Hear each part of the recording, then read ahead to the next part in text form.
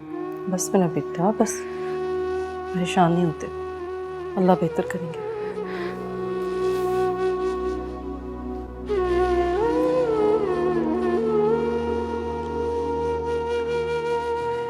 मैं तुम्हारी तरफ ही आ रहा था तो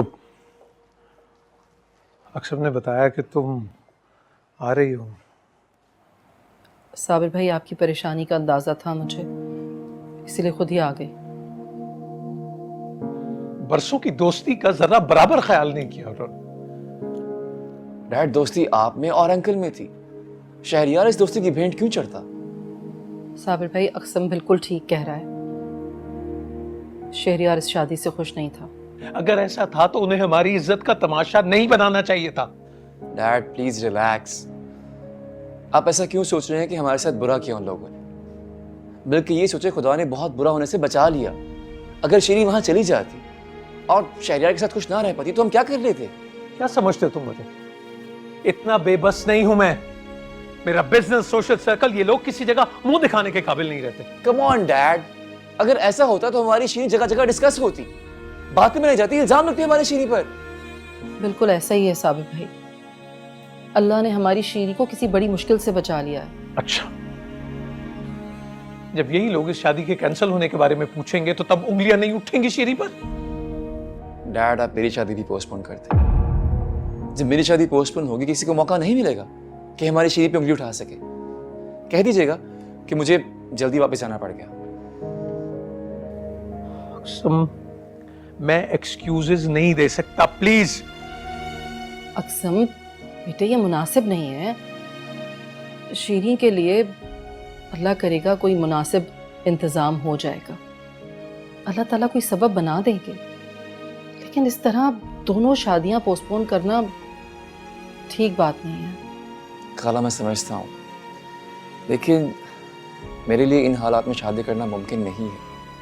और फिर जो कुछ किया शहरियार की फैमिली ने हमारी शीरी के साथ, न जाने उसकी आंखों के आंसू कब खुश्क होंगे।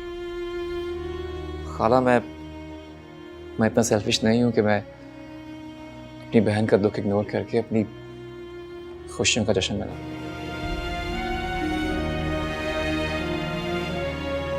अच्छा, मैं जरा शीरी से मिल लेती।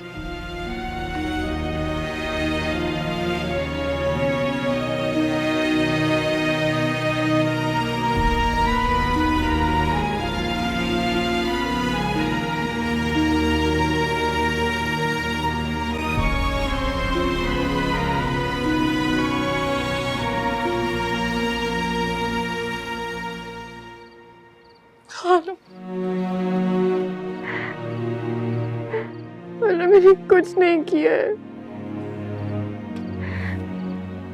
शीरी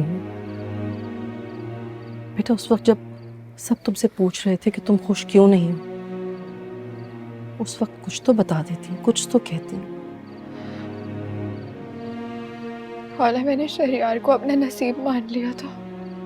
नहीं बेटा, अगर तुमने उस वक्त दिल से शहरियार को अपना नसीब माना होता तो तुम्हारे पास अदन की तस्वीर क्यों होती? खाला, मैं बहुत शर्मिंदा हूँ। आपको पता है, अदन को तो पता भी नहीं है कि मेरी इस बेवकूफी की वजह से उनका नाम आ रहा है। तुमने अदन को बताया नहीं? नहीं। जान मेरा बेटा, अदन से कम कुछ तो कहा होता, या मुझसे जिक्र कर देती, नाजिया को बता देती।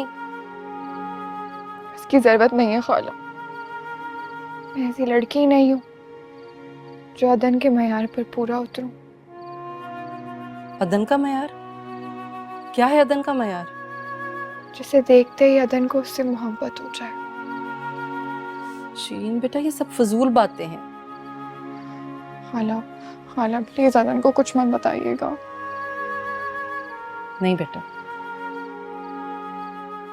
अदन के लिए सब कुछ जानना बहुत जरूरी है। उसे भी तुम्हारी मोहब्बत का जवाब मोहब्बत से ही देना होगा। नहीं खाला, मैं कभी भी नहीं चाहती कि अदन को ऐसा लगे कि मैंने अपनी मोहब्बत उन पर मुसल्लत कर दी। अगर मुझे ऐसे ही करना होता तो मैं बहुत पहले ही अपनी ज़बान पर लगा ताला तोड़ देती।